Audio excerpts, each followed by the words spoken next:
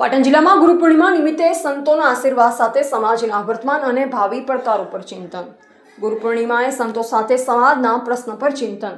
ગુરુ પૂર્ણિમા મહોત્સવ નિમિત્તે પાટણ અને રાધનપુર જિલ્લાના વિવિધ આશ્રમો અને મંદિરોમાં સંતોના આશીર્વાદ પ્રાપ્ત કરવા તેમજ સમાજના વર્તમાન અને ભાવિ પડકારો અંગે ચિંતન મંથન માટે વિશેષ ધર્માચાર્ય સંપર્ક કાર્યક્રમ યોજાયો હતો.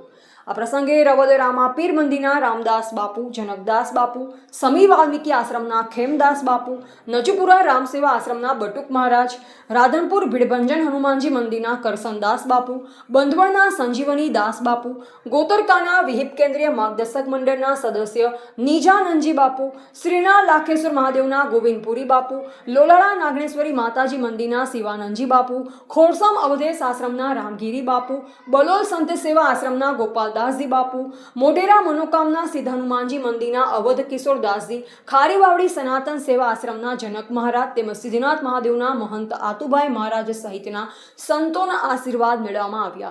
સંતો સાથે સમાજમાં વર્તમાન સમયમાં ઊભા થયેલ પ્રશ્ન તેમજ આવનાર સમયમાં સર્જાઈ શકે તેવી વિવિધ સમસ્યા અંગે ઊંડાણપૂર્વક ચર્ચા અને ચિંતન કરવામાં આવી.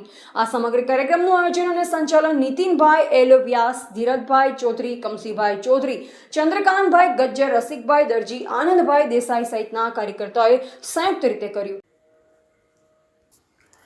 રિપોર્ટર નરેશ ડી વ્યાસ, બનાસની પુકાર સમાચાર, ગુજરાત.